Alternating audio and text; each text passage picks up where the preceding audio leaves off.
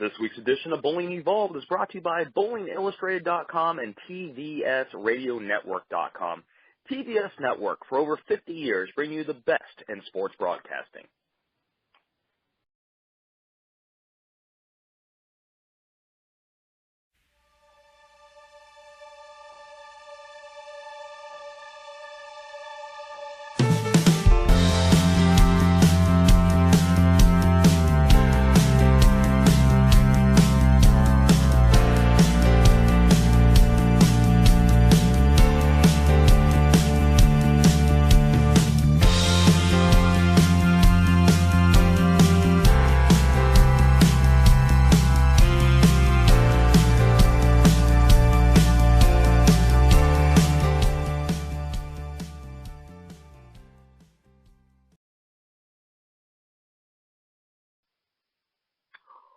Hola, ese es Dustin J. Markowitz junto con Eric Forco y esto es de Bolos Evoluciono. Wait. Hello, bowling fans. This is Dustin J. Markowitz coming to you taped, as always, on the gem along the Colorado River, Fort Mojave, Arizona, on location in Elite Pro Shop to bring you yet another edition of your favorite bilingual bowling show, Bowling Evolved. Join me, as always, is my partner in crime. They know him as the Mexican assassin on the lane, the one, the only, Eric Forco. Eric, how you doing tonight? I don't know. I have no idea what you're doing, but I'm doing fine.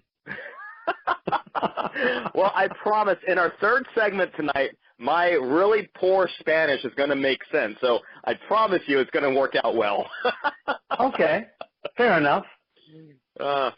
Well, we have a great show for you tonight, and we have a very special guest coming in here momentarily. But first, to get things started off, I do want to say a big congratulations to our 4 ball winners for the 2x4 tournament and the We Care Cancer support that were provided by Motive. Our 4 ball winners, Matt Walazek, Andy LaBarbera, Perry Marone, and Bob Brunzel. We actually did the video yesterday as of the recording of this, showing them being drawn. And I want to say it's really fantastic. We raised over $500 for the tournament and also for the We Care cause. And, Eric, you know, it's really a special moment to be able to give something back to the bowlers and at the same time be able to do so much for the community. Yeah, I think it's great, obviously. What a great deal, and good for him. I also want to let all of our fans know that we will actually be having a second ball drawing, primarily here in the Fort Mojave, Laughlin area here at the end of the month. We will have 4 more brand new Motive bowling balls going out there again with proceeds going to support the We Care Cancer support and, of course, the televised 2x4 tournament. But with that being said, that is going to bring us into a very special guest. He is the Director of Bowling Operations for the Riverside Lanes in beautiful Laughlin, Nevada, the place that Eric loves, right? Did I get that right? I love that place. I love it, love it, love it. He is also a very special man to me, as it is my father, the one and only Brian Markowitz. Dad, thank you very much for joining us on the show tonight. You are certainly welcome. Hola, mi amigo. So your dad is the one responsible for this whole thing. Way to go. Okay. Sí, señor. Okay. Well, let's start out by saying, first off, it is very exciting for me to be able to be hosting our 2x4 tournament in Laughlin, of course, now that we are with Tom Ficara and TVS having the opportunity to bring bowling back to television. Obviously, it's a big deal, and to do it in your center, it's really tremendous. And let me start with this. You know, we haven't had any television in the Riverside Lanes really since the 2001 U.S. Open. You've had a few streaming shows, including our Laughlin Cup a few years back. For you, what does it mean to see bowling coming back into Laughlin, especially in this capacity? Well, it's really wonderful to see it coming back on the TV, even, you know, taped or live. It's really, the more you can get bowling on the TV, the more people are going to become fans of it, and that's really what we need in the industry today. I would agree wholeheartedly, and with all the sponsors getting on board, of course, we have now Finley Motor Group, the Desert Bowler, RealBowlersTape.com, Mongoose Bowling Products, Motive Bowling, and, of course, Bowling Evolved itself along with TBS. We all have so much support going in, both financially and otherwise. And let me ask you, I mean, looking at the environment bowling is in today, do you think that televising tournaments of this nature, not necessarily being a scratch event, but a handicap event, opens up to a new audience? I believe it does. It really, makes people think about the fact that they have an opportunity to do things and get on TV themselves, and it doesn't have to be just the professionals that get on TV. And it opens up a whole new world to the local bowler and to just Joe average bowler. So, I mean, there's been bowling shows in the past, like Make Your Spare and things like that where Joe average bowler got a chance to participate. Well, now we have a chance, for Joe average bowler as well as pro bowlers to get on TV and see things that are not just the professionals. And that opens up a whole new world, and it gives more popularity to the sport, and that's exactly what we need. Absolutely. And Eric, that kind of goes into what you were saying a few weeks back, saying that the aspect of being able to have yourself showcased on television is such a big draw for bowlers. I know Paula was talking about it with the WBA event coming up in March, and it really is interesting to see that not only are the bowlers seeing it, the sponsors are seeing it, but now the proprietors are seeing it as well.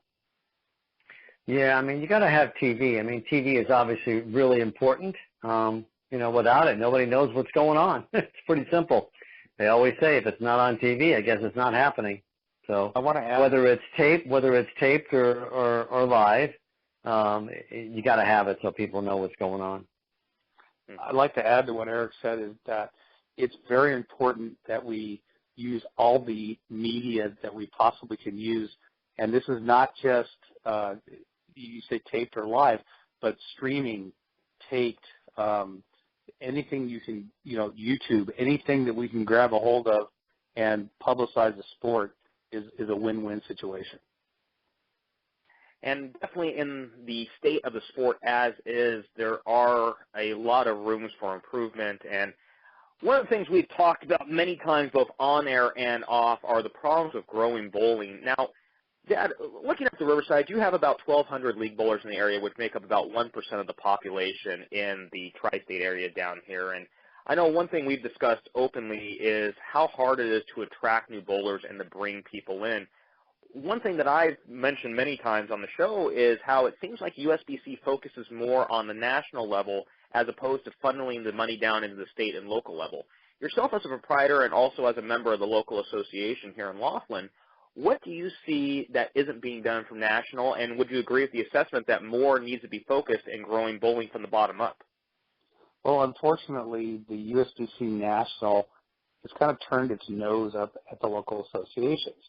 They basically place the blame on the shrinking membership on the local associations, where the blame really falls on national. Removal of awards, basically an I don't give a damn attitude towards the local bowler has shot themselves in the foot.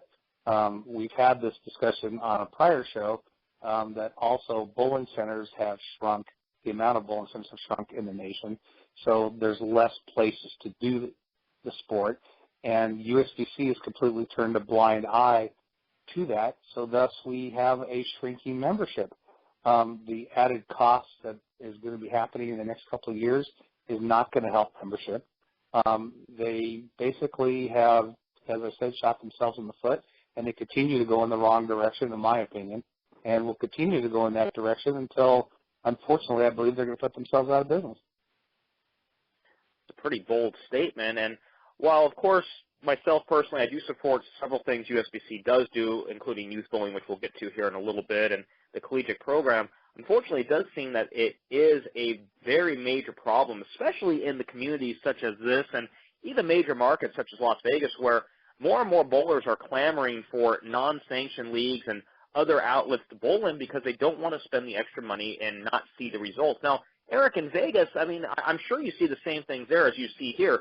I know you don't bowl league bowling all that much, but coming in the pro shop, I'm sure people complain about how USBC has been training the local bowlers. Yeah, unfortunately, I hear that kind of chatter quite often. They're just pissed off because they don't. If they shoot a 300 game and they get their awards, if they shoot another one, they don't get nothing for it.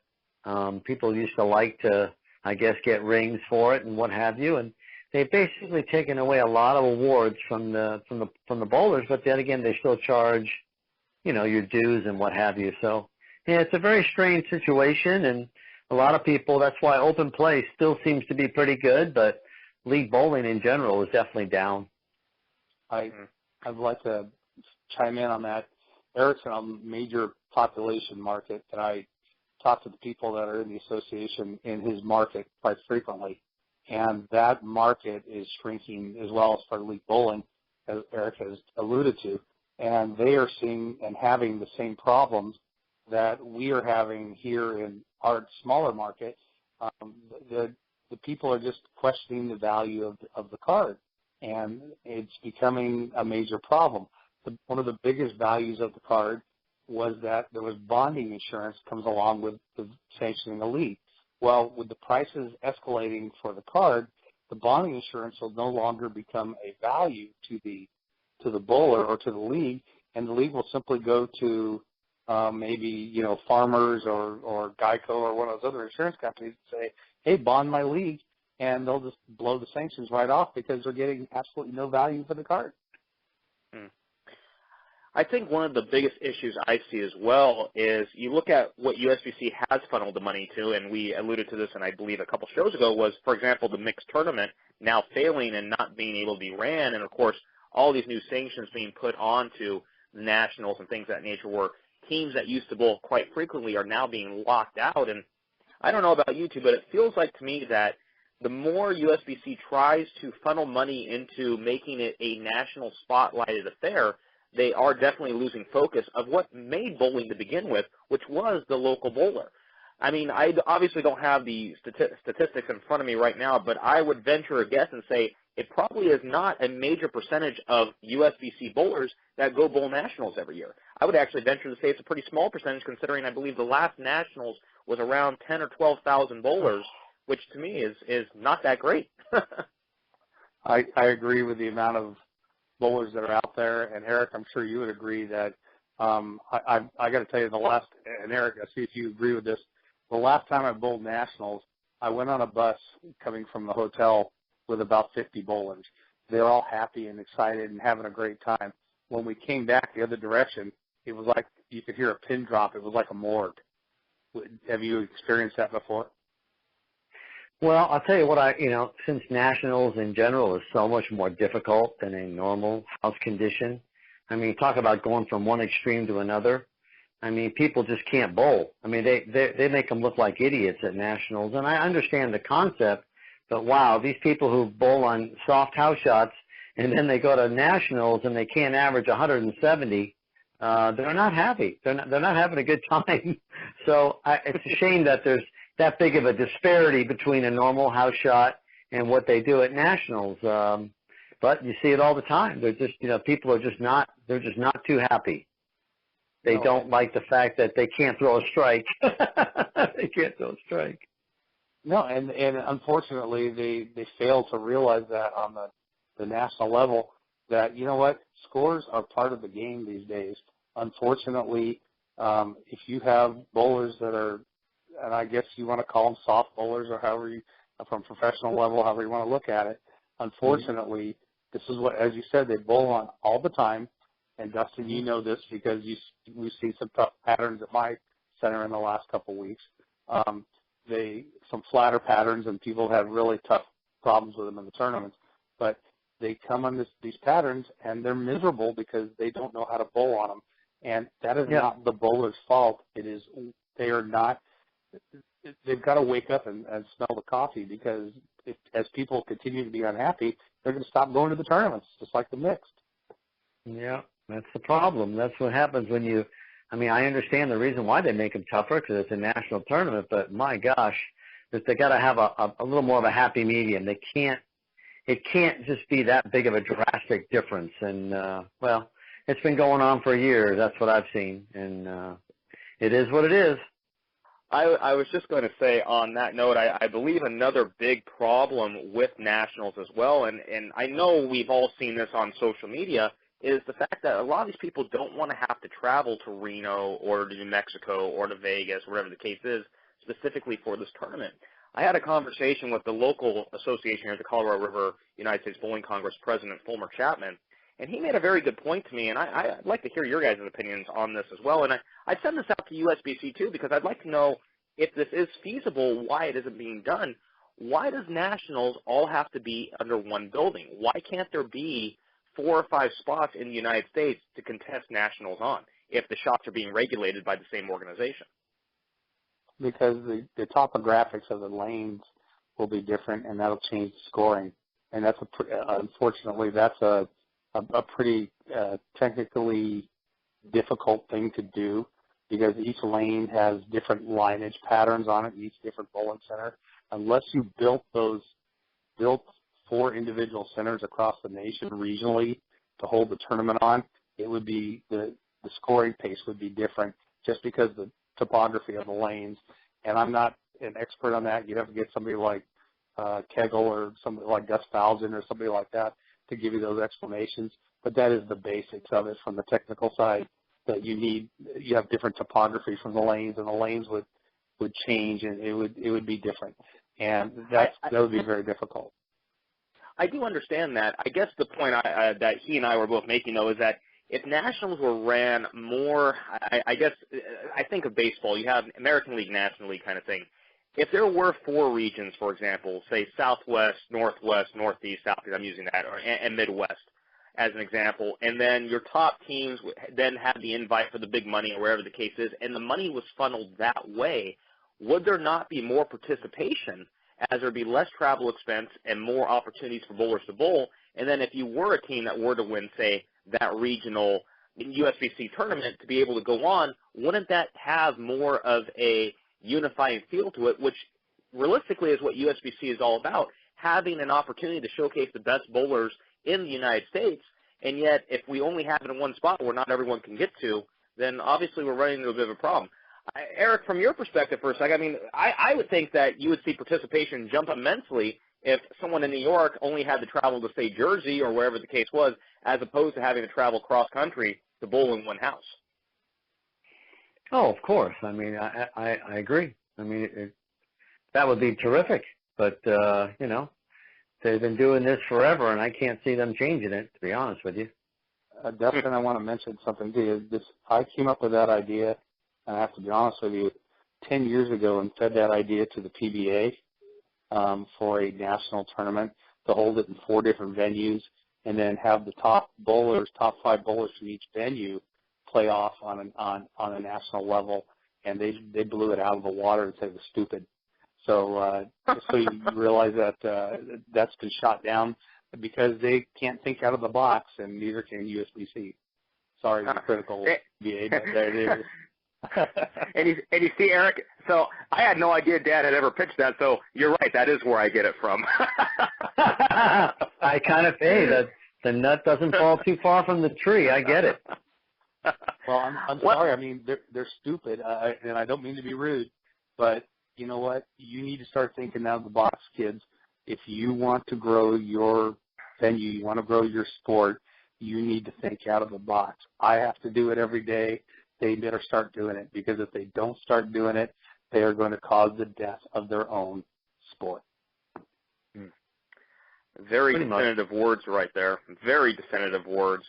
But let's go from the dark and drastic to at least something I believe all of us can agree on, which is something USBC is doing right, which is the youth bowling program, which is actually at an all-time high right now in the United States. And now I look at, for example, in Laughlin, you guys have filled up 34 lanes, which is fantastic with youth bowlers out there. USBC has tried to put more of an attention on the collegiate, high school, and the youth organizations out there. And you know, as we've discussed before, the biggest discrepancy in bowling right now is the age groups going from 20 and younger now to 50 and up, and there seems to be that middle ground missing. But from your perspective, Dad, now looking at what you've been able to do in Laughlin, and again, what USBC is trying to do with the youth program, what moves are going to continue on with the future? Is this the way that bowling needs to be, with more focus on the youth, or is there other ways that you think they can improve that as well? The youth program is vital to any bowling center. When the youth program dies, pretty much the bowling center dies, because you do not have a feeder people to come in and fill your leagues. And it's much more expensive to get someone to come in from the outside than it is to develop them from the inside. So it is very important. It's hugely important. And we do make it very inexpensive for the kids to bowl. It would make it inexpensive for the parents to participate. And our association does a good job of backing that. but that is on a local level. On the national level, they are trying. I have to give them credit for that. They are trying to, to pop up the kids in high school bowling and those kind of things, but it's got to be done on a local level. If you don't, you're in trouble. I think everyone could agree with that, and it certainly does seem like that the more we grow away from the values that founded both ABC, WIBC, and YABA back in the day have now started to seemingly slip through the fingers. And I'll throw this out to any member of USBC National listening. Bowling Evolved is certainly an open forum, and our opinions may not be the quote-unquote correct opinions, but it is the opinion of many bowlers that are out there. And to anyone listening, if you would like to come on our show and tell us that we're wrong and explain why we're wrong and what USBC is truly trying to do, I would say with open arms, come on in. Eric, I know you'd be happy to listen to him. Oh, I love it. Absolutely. Bring it on. Dustin, if you ever get a USBC representative to come on your show and rebuke what we are speaking about tonight, I would be happy to come back on as a conference and participate in that show with you guys. I'll take the time to do it. You guys would be a wonderful thing, and I'd love to hear them rebuke what we've had to say. I don't believe they can. I don't believe that there's anyone there that is, I want to say evil, because that is not what I was portraying. I just believe that they're misguided at this time. I don't believe that they are wanting to see the failure of the sport in any way, shape, or form. I just believe that they're misguided in how they're doing it. And as I said, that's how the majority of the population of bowlers feel right now. They feel put off, disappointed by their managing organization. And if they continue to make their bowlers feel that way, which they are, they feel cheated. And I have to be honest with you, that's how they feel. If they continue to feel that way, there will be another organization that will swoop in and remove them. And I will see it on the horizon. Well, it will be interesting to see what comes in the future. However, we are closing in on our first break. I would like to say once again, thank you very much, Brian Marwitz, Director of Bowling Operations for Riverside Lanes, Laughlin, Nevada. Please check him out at bowllaughlin.com. Of course, hosting the 2x4 tournament November 19th and 20th. Dad, thank you again for coming on the show. And if we do manage to get that USBC rep on, I would be more than happy to have you come back with us. I'd love to be back on with you guys. Thank you, Eric. Thank you, Dustin. It was a pleasure being on with you guys, as always. Always a pleasure. Thank you. Well, ladies and gentlemen, stick around. When we come back, we will have more from Bowling Evolved. Stick around.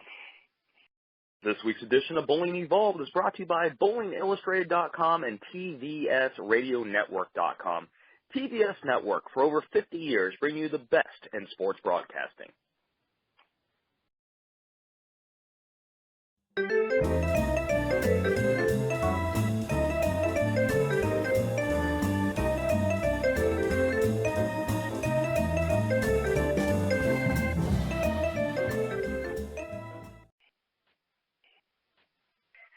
Welcome back, bowling fans.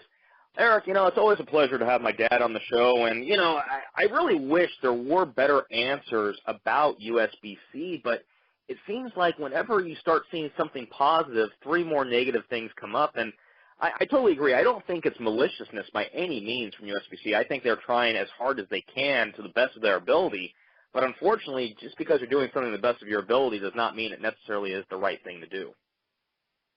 No, it's a struggle. I mean, I don't know where they can go with this thing, but you gotta keep building it from the ground. That's where the kids come and get involved, and that's why junior bowling is extremely important. I agree wholeheartedly. And one thing I would like to bring up, we've always been a big supporter of youth bowling here at Bowling Evolved. I know both Eric and I have done many things to participate with the kids. He himself with doing pro-ams, myself doing ball clinics, and he and I both growing up in the junior program, which is kind of weird considering that we both turned out relatively normal in the sport, and we actually went to the youth program. I figured we would have gone bowling crazy by this point. Yeah, it is a long time being involved in this, that's for sure, no doubt. Mm-hmm. I do want to say that to all of our listeners, we have always been a big supporter of not just the big accomplishments in bowling, but also the ones that mean a lot to individuals. I had an opportunity here a few days ago to sit down with a young man named Marcello Trejo Jr., and Marcello did something pretty unique for the Laughlin area. At 12 years old, he actually won the Junior Bowlers Tour Midnight Madness tournament in Las Vegas, won a $1,000 scholarship, and was actually the first major winner of a tournament in the junior field from this area in about a decade, which is quite impressive in itself. One thing that he said was really incredible was that at 12 years old, he beat a 20-year-old in the final, which I think is fantastic. But we're going to cut right into that interview, and let's hear what Marcello had to say.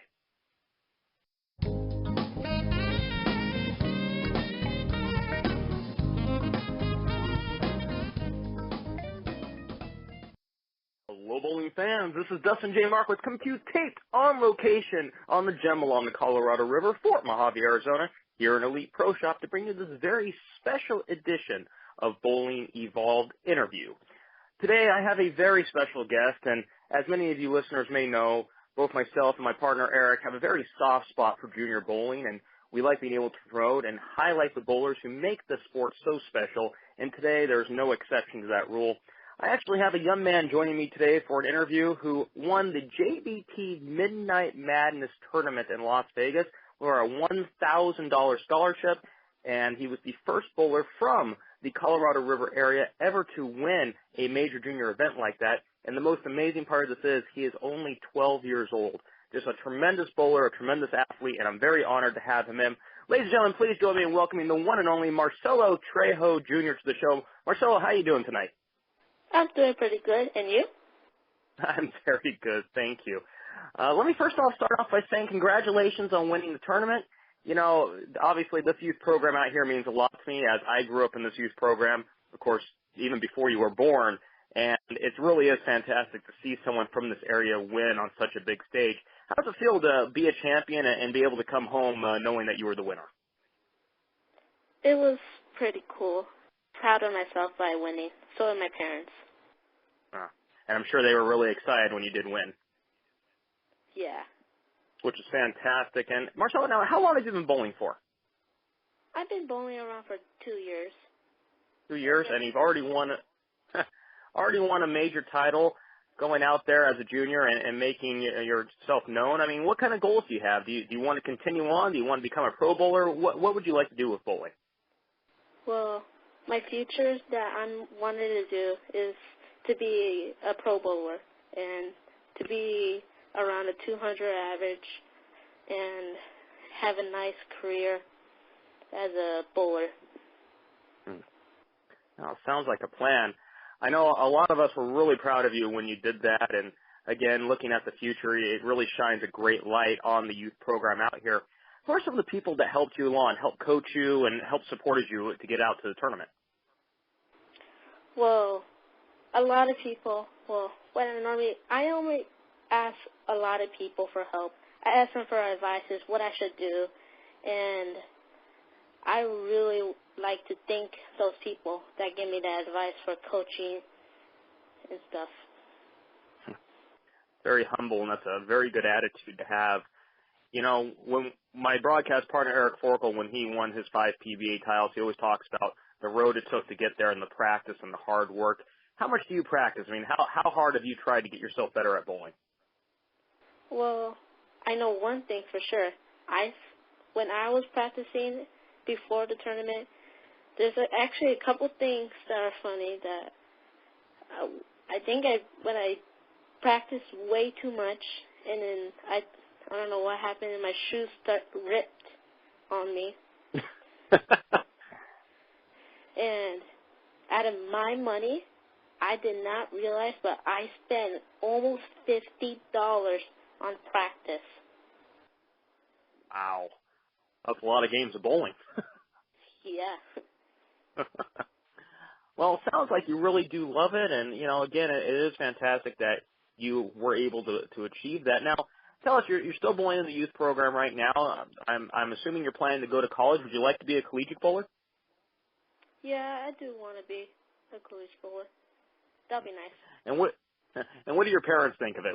How do they feel about you taking up bowling as your main sport? Well, they think of it as my favorite sport. All the sports I did, and this is one of my favorite sports to do. And my parents love bowling and having fun with me. Very good. And now you're obviously going out to, the several hundred people that listen to our show every week, and, a lot of junior bowlers out there. If you can give advice to anyone listening to our interview right now, what would it be?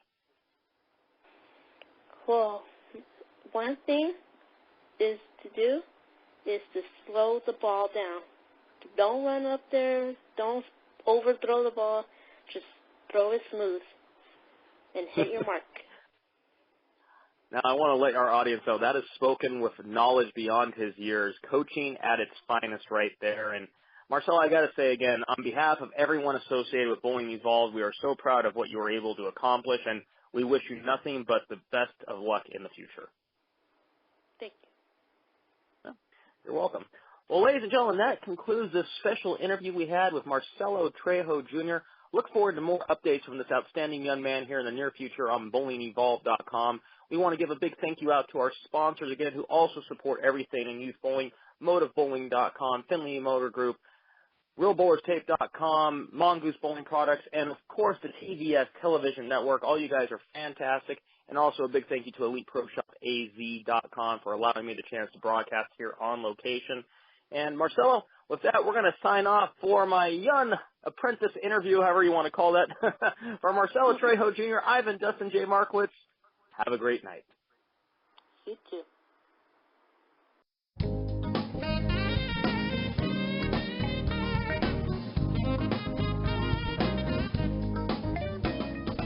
I gotta tell you, Eric, it's so refreshing to hear the opinions of a youth bowler like that, especially one as mature at his age. I mean, so many kids today that just go out there and throw a ball don't seem to respect or understand where bowling's going or where it came from. And to hear him say what he had to say, thanking his parents, thanking the people that helped him along, it gives me a lot of hope for the sport.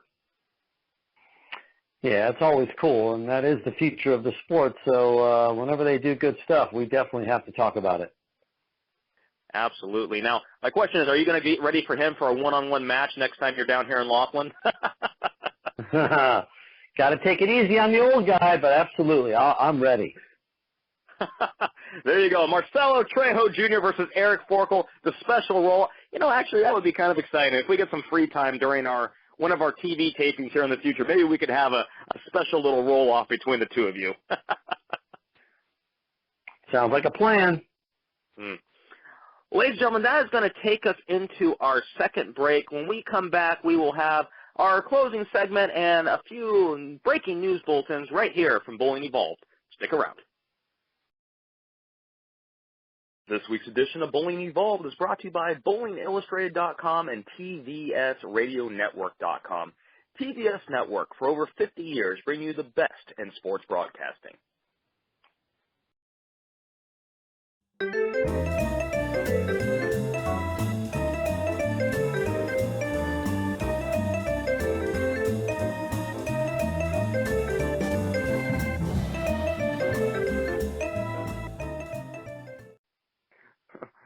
Hola, amigos! Oh, wait, no, that's not, okay.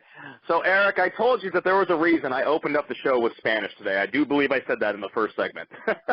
Yeah, I figured you were just going crazy, but okay, yeah, you have a reason. Well, I've been crazy for years. That hasn't changed. That's true. I figured you were just having one of those moments, and I figured I'd just let it go. No, actually, the reason I got in is that we had some tremendous news come in. For those of you who don't know, the Torneo de la Raza is a major bowling tournament in Costa Rica. It's literally the top bowlers in the world go to this event. A lot of PWBA, PBA stars from past and present, and we are very proud to announce that our very own Paula Vidad won the senior women's title, I believe it was earlier today, and is coming back home with that championship. And I have to say, Eric, I mean, that is a pretty major tournament. I know it's been a popular tournament for a long time, and it's just awesome to see that Paula was able to pull it through. Well, that's great. That's good news. Good for her. And, for someone over 50, she keeps herself in great bowling shape, and she's tough. She's tough on the lanes, that's for darn sure. I know Scott Norton had won the men's division. I did not get a chance to see the senior men or the regular women's event, but Of course, Scott being on our show once before, I want to wish them both a big congratulations. Eric, did you ever have a chance to bowl in Costa Rica in your career?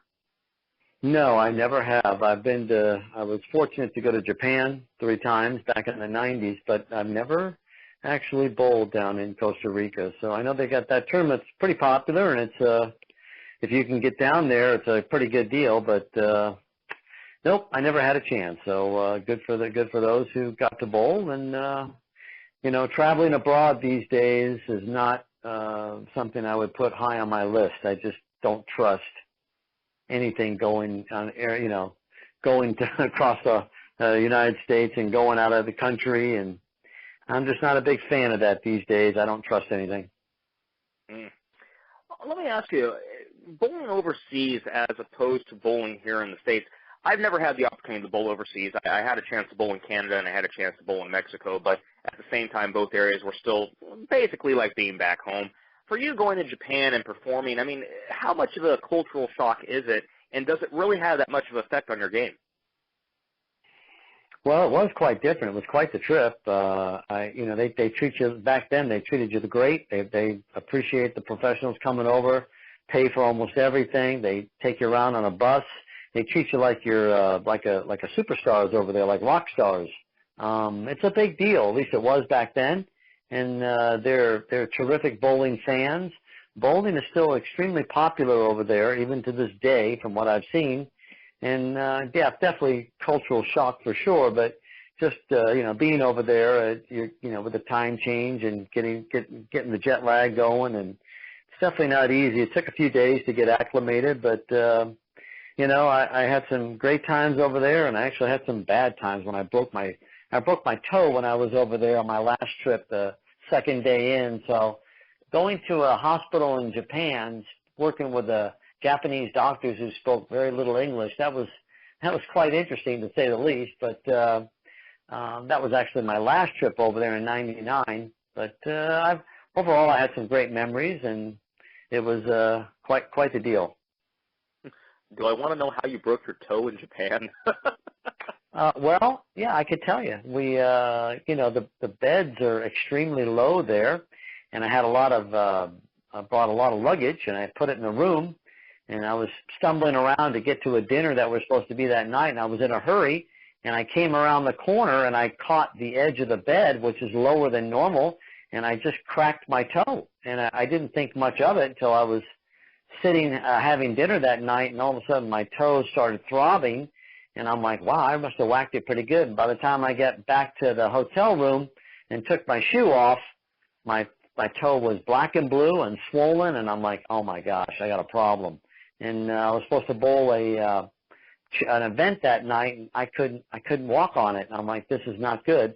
So I spent the next 5 days pretty much with my foot up, with all kinds of medicine, and I wound up bowling the main event, but I had to cut the top of my shoe off to give my swollen toe a place to go while I was bowling, and I kept spraying on this freeze, just kind of like to numb it in between shots, and needless to say, it was quite the horrible 32 games of bowling. I did not finish last. I ended up about 27th or 8th. I had to bowl with 3 steps to take the pain off of that foot as much as possible, and it was quite the ordeal. And what they did, funny thing was, when it was all over, I finished the tournament, and they took my bowling shoes and they kind of raffled it off at the dinner at the end, because I stayed with it and I gutted through it, and they wanted to take my shoes and raffle it off, and they gave me a little trophy for finishing, and by me finishing, it helped the United States win the overall points against the Japanese because I didn't drop out, and it was kind of cool in that regard. But it was so disappointing to go that far and basically break your toe, and there's not much you can do about it with a broken toe. It just has to heal on its own.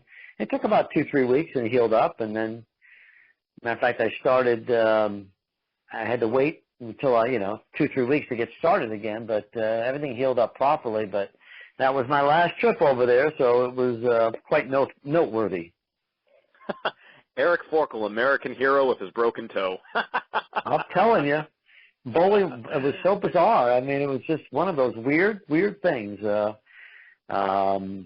I just, probably never happen again, obviously. But, again, the beds are a lot lower there, and underneath it there was just a hard thing that it was sitting on, and I just smashed it dead on because I was in a hurry and too much luggage in the room and trying to get around things, and I just caught it the right way, and I cracked it. They showed me the x-rays. It was definitely broken in a couple places, and he said, it's just got to heal. And I said, great.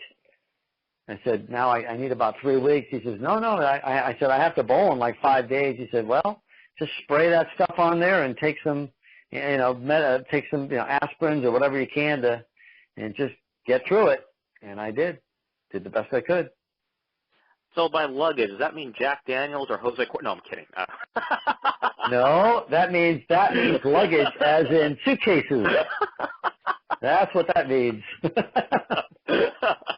No, that is actually a really incredible story. And with that being said, too, so how is your bowling in preparation for the upcoming PBA events? As we talked about on the last show, you are going to be bowling 2 PBA national events in the Fall Classic, both the singles event and the team event. And, we're 1 week in. Are you ready to go yet? Well, I've increased my practice. I'm almost practicing every day now. I'm trying to get as many games in as possible. Doing some bike riding in between, doing some leg work. I'm just, I don't know what to expect, but I'll give it my best shot, and you never know. Maybe able to reach back for a little madness, a little magic from the past, I should say, and who knows? Maybe I can snag a few checks. That would be kind of cool. Nowadays bowling against the kids is quite challenging, but you never know. You never know. Some exciting things could happen. You never know. Well, just remember, you only need 5 more PBA titles, and you're qualifying for the Hall of Fame. That's true. Even though there are some people in there with 5 and 6 titles are in the Hall of Fame back in the day. It just depends on which ones they won and the way they used to vote.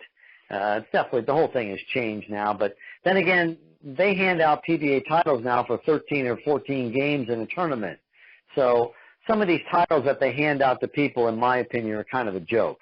I think it's really watered down now. I don't care what they say.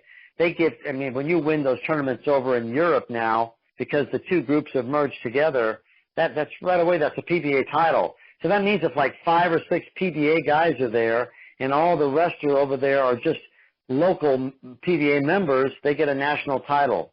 I just have a hard time with that whole thing. I don't think that's right. I think it belittles the title holders from the past. But that's their new way of doing everything. And, we used to bowl 42 games to get to a TV show. Now a tournament's over in 15 games. That's kind of ridiculous. But that's my own little private beef with the whole thing. But I know why they do it. But I just think it's hard to compare to what people do nowadays to what we did 10, 15, 20 years ago when it comes to handing out national titles. I think it's gotten way out of hand. I don't believe in it at all. I just don't. Not that the competitions, the bowlers are great. There's great bowlers nowadays, but what they have to go through and the amount of games and who they bowled against, I don't think it means the same. I just don't. I don't think it means the same. Well, and I kind of think about it like this, too. You mentioned the requirements have changed over the years for the Hall of Fame. I'm thinking back to the great Glenn Allison being on our show. Of course, he only had 5 national titles and 1 senior title, but there's no doubt in anyone's mind that he deserved to be in the PBA Hall of Fame based on being a charter member and what he accomplished in bowling even pre the PBA. So I think it really should depend on individual merit, not just necessarily. But then again, what do I know? I'm not on the member of the PBA Hall of Fame board, unfortunately. Well, there's always, always 10 titles was a guarantee. But then again, if you won 5 or 6 titles and maybe a couple of those were majors and this and that, you can definitely get in. But, things like I said, things have changed, and titles now go out, rather easily in my opinion, just because of the amount of, I think they're almost like regionals. It's almost like having a regional, and it's a regional, you get a national title for it. So I don't know. That's just my opinion. But I think the whole thing is, the structure of the whole thing is changed tremendously. And from my opinion, when you're over there in Europe and you're bowling those tournaments over there, if you win and you happen to be a PBA member, you get a national title. But like I said, you may bowl against 5 or 6 of the guys from over here who went over there and bowled because they're the only ones who can afford to do it, because they have great sponsors and the companies that send them. You're not bowling against the regular 140 or 50 touring players. You're bowling against a handful. So I just don't. That whole thing is quite bizarre to me, and but that's what it's turned into. That's just the way it is. Well, I will say this. I mean, I just look at, guys like yourself or Ryan Schaefer. I mean, even though Ryan only has, I believe, 4 titles, I mean, he has so many second-place finishes and high money earnings, yourself as well, including your regional wins, which I think should count for something. It doesn't – I mean, I don't know. I just think that in some of these cases, and I don't think it's just the PBA. I think it's a lot of different Hall of Fames, not just in our sport, but I think that basing it on certain merits, you need to look at the bigger picture. But, again, our opinion, we could be totally wrong. Well, it is what it is. I mean, everybody's got their opinion, and that's why we do this show. We have our opinions. And, I've been watching, even though I don't bowl out there anymore, I still watch it. And I think you have to put in the games, to me, to be considered for the title. That's just the way I look at it. I believe in the old way. A lot of qualifying, a lot of match play, and then a TV show. 40, 50 games. The majors might be 60 games, but that to me is what it boils down to, not the way they do it now. But just my opinion. Yeah. Well, that is going to take us into the end of the show. Before we let you go, I do want to throw out a best of wishes to a long-term fan of our show, William Theodore Jr., Bill Theodore Jr., a friend of mine, someone who's been following the show since the beginning. He actually went into the hospital, had to have a catheter put into his heart. He's having some struggles, and we want to send out our best wishes and prayers. Eric, anytime one of our fans goes through something like that, we, as a whole in the bowling community, want to give the best of our support, and I know you agree with me on this one. We wish nothing but the best for Bill and his family. Yeah, hopefully he does well and everything comes out okay. Hope so. Mm-hmm. Well, with that somber note, we will give a final plug to our tournament because, again, we don't plug our events enough. Shamelessly, that's true. Yes. That's because you love that place. More than you'll ever know. Love that place.